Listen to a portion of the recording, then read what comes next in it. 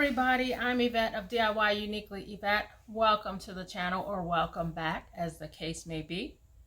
If you like this video, please give it a thumbs up, subscribe to the channel, hit me with a comment, let me know what you think of these 3 projects. They are cute, they're amazing, they turned out better than I could have expected. Let's not dilly-dally, let's get straight into the video with these 3 fall projects. You're gonna love them. I have 2 pieces of scrap wood here. This is left over from my witch project. And what I'm going to do is, each of the boards are 5.5 inches wide. So I'm going to cut my pieces into a perfect square by cutting them 5.5 inches wide by 5.5 inches long. And I need 4 of them. I've sanded each of these. They're nice and smooth, and what I'm going to do is I'm going to paint 2 of them with this Scallion color by Waverly. It's called Scallion. It's kind of green, and I'm going to paint 2 with this first with this white. So 2 with white and 2 with Scallion. The ones with white, I'm going to add color to it, but my base color is going to be white.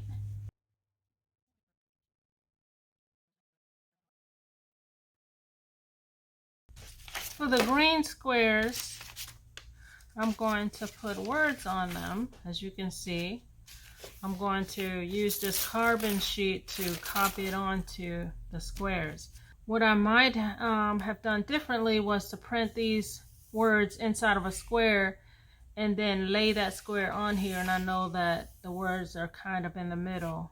But since I didn't do that and I didn't want to print it over again, I laid it as carefully as I could in the middle. First, I tried to line up the sides, which I can see that these aren't, this isn't in the middle. I'm not going to try to do better.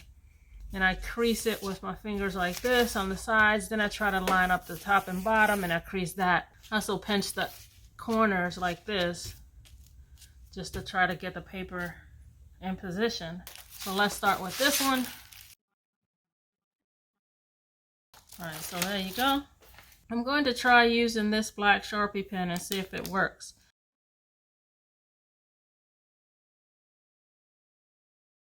We're going to move back to the white blocks. I'm going to make a plaid design on it. So I'm going to space the blocks with tape. Now I think that probably I would want bigger blocks than just this width here. I think it'd be a little busy. So I'm going to use two pieces of tape for every stripe. I hope it'll work out. I'm not sure. I wish I had wider tape. And I'm going to use 2 pieces to space between them. You'll see what I mean when I take them off. You probably already know. And these are the spacers. I should have just made it shorter. Okay. And then this is the next stripe, or between stripes, like this. I'm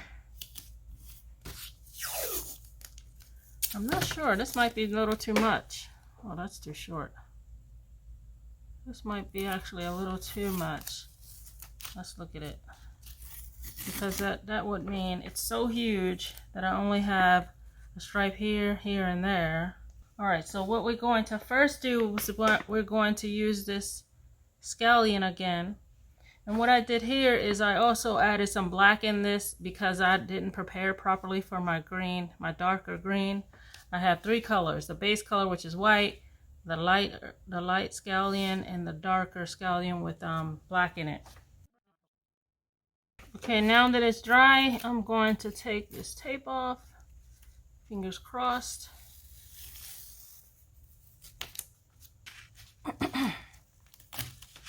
So, actually I have 1 stripe.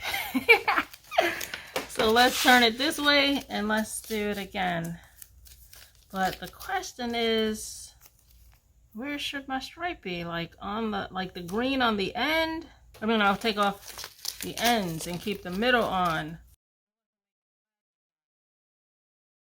I started out with the tape wrong, so I left these on and I put these two back on the middle. And now I'm going to trace this pumpkin into the corner of this block here. I think that's the best I can do. Hope you can see that.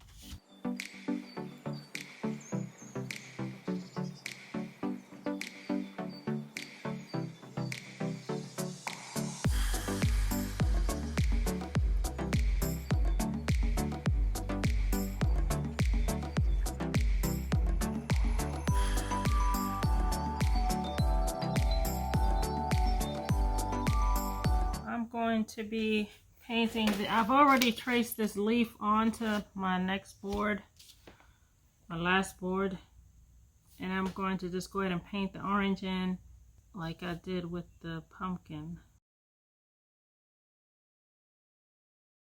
Now I'm going to try my best to add in a little bit of this Tuscan red,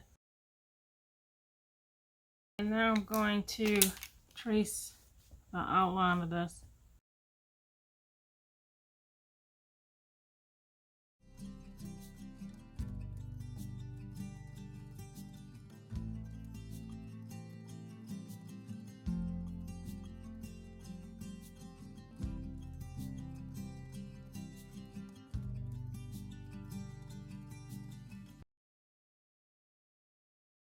For this project, I'm starting out with a canvas. It was used, it had been painted on.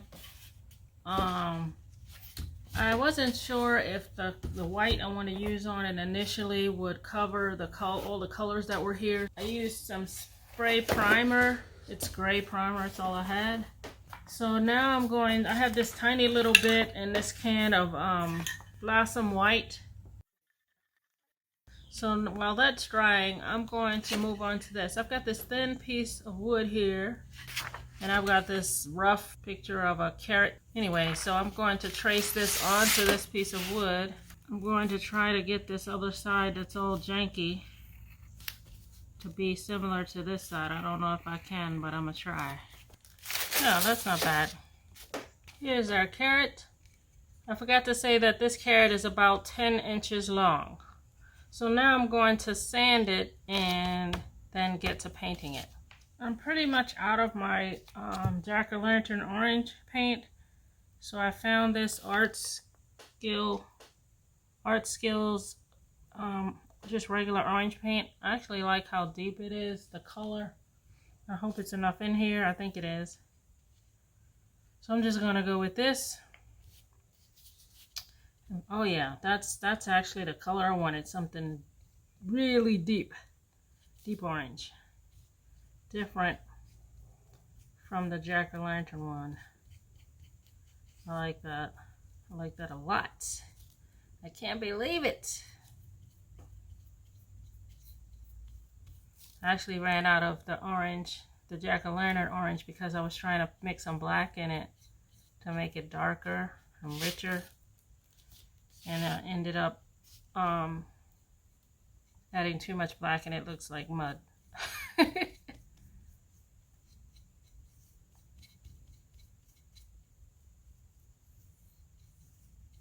this is exactly the rich color I wanted. I can't believe it. Now that our carrot is dry, I'm going to use this black Sharpie paint pen to trace the edges.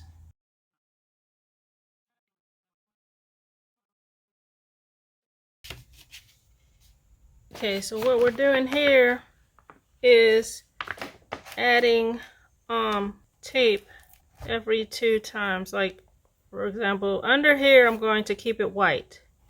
Under this one I'm going to keep it white. But here I'm going to do black and black, I think. So that means taking these 2 off and do a spacer here and spacer here. And this one will stay here to be white. I decided to try for no bleed through, so I'm going to line the edges of this tape with Mod Podge. Then I'll paint it black as soon as I can get it right along the tape areas. Now we're ready to paint. So now I'm going to be putting the carrot on here along with this boxwood that I got it from Walmart at some point. What I'm going to do is just first glue this boxwood down, and then I'm going to glue the carrot on top of it.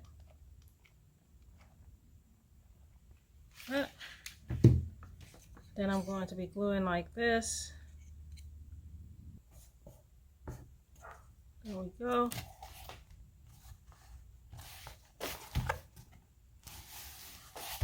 See that? Looks good. But I'm going to put a bow or something on it.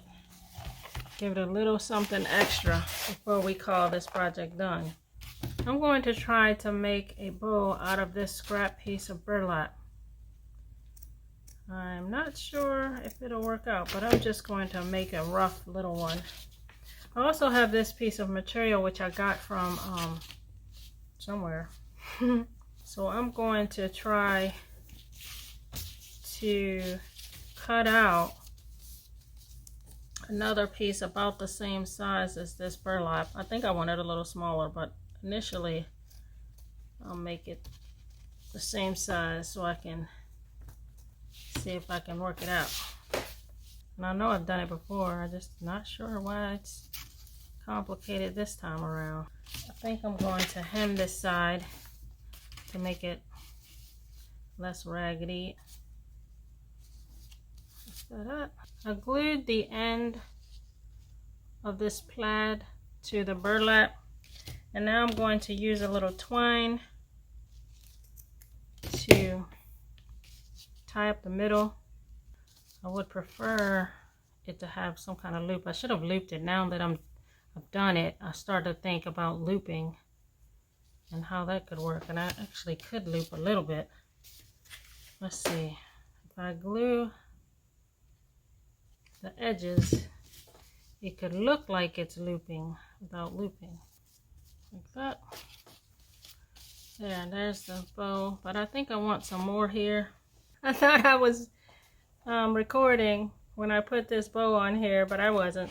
And that's the end of this project.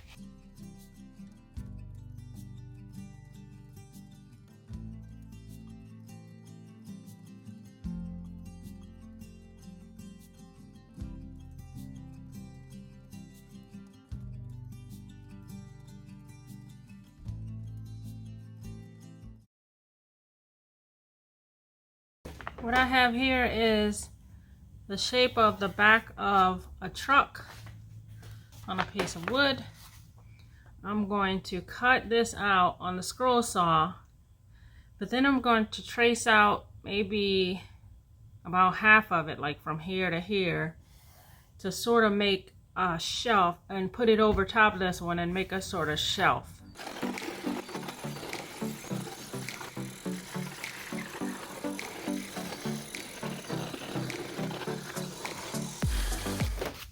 I've cut out the form, so then I'll put this over here. I'll trace out this and come halfway up this piece.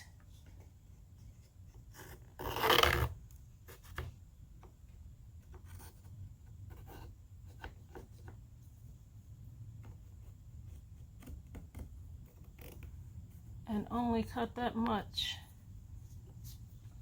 And then when I cut that off, I'll overlay it with this. Here we are.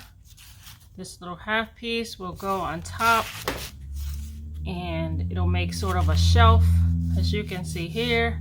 But I'm going to glue this bottom piece onto the backing.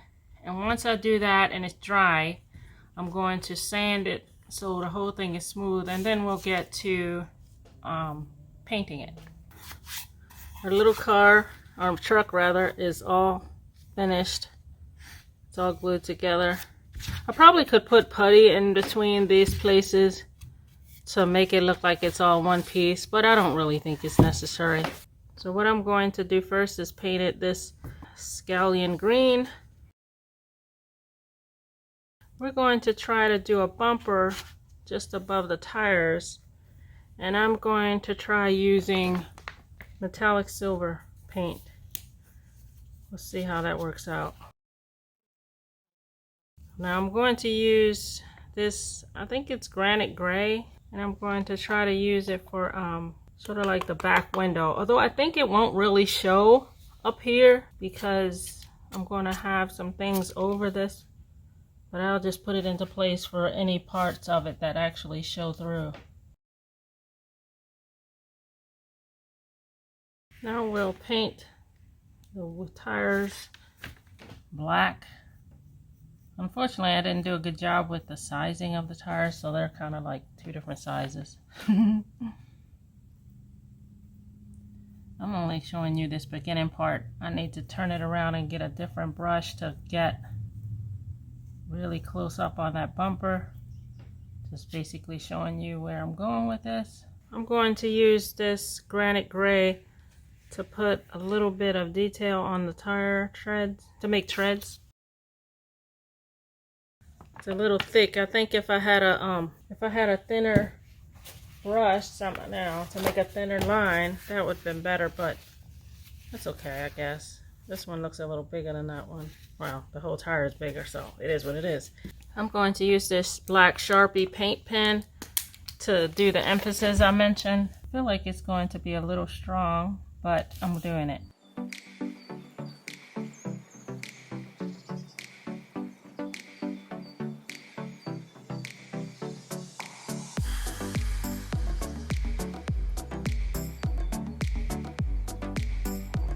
I have this pick that I got from Walmart, and I wish I had two, but I only have one. But what I'm going to do is just pile some things like as if the truck is carrying these things.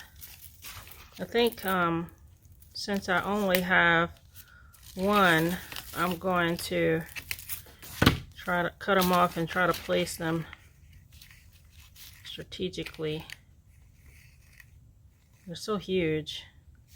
Obviously, it's going to be out of proportion. Yes, this truck is hauling around gigantic leaves. Gigantic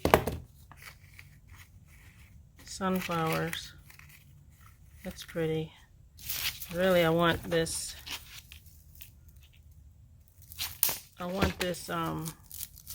hay in here some way. I think maybe I'll break it in half and put it on both sides. I hope it's not a mistake to take that off like this, somewhere under here like that. Oh yeah, I like that. Well, let's do it like this. And then did this.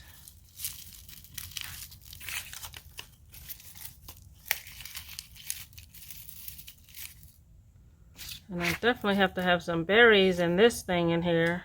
I wonder if this pulls off. No.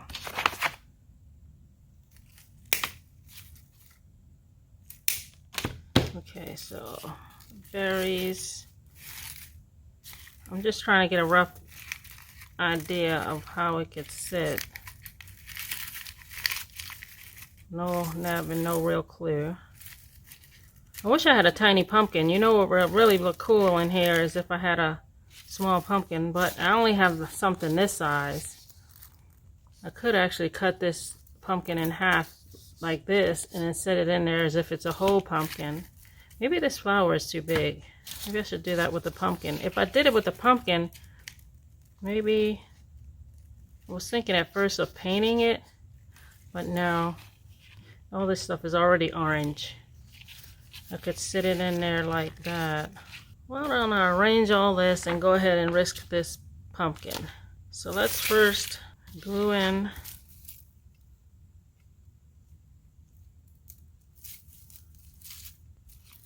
And this. Uh-oh. And cover them with the leaves. And this. So here is the pumpkin cut in half. I still think it's a little big, but let's just pretend that, you know, this guy had some award-winning pumpkins that year. I don't care that it's huge. He broke the world record. He got, you know, blue ribbons and all that junk for his giant pumpkins. So the last thing I think is I will put these words here that say hello fall.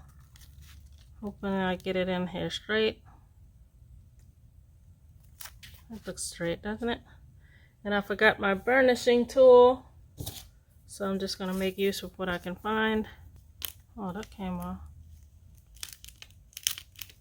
I realized that I forgot to add tail lights to the back of the vehicle, so I'm going to use this apple barrel Tuscan red to make some tail lights.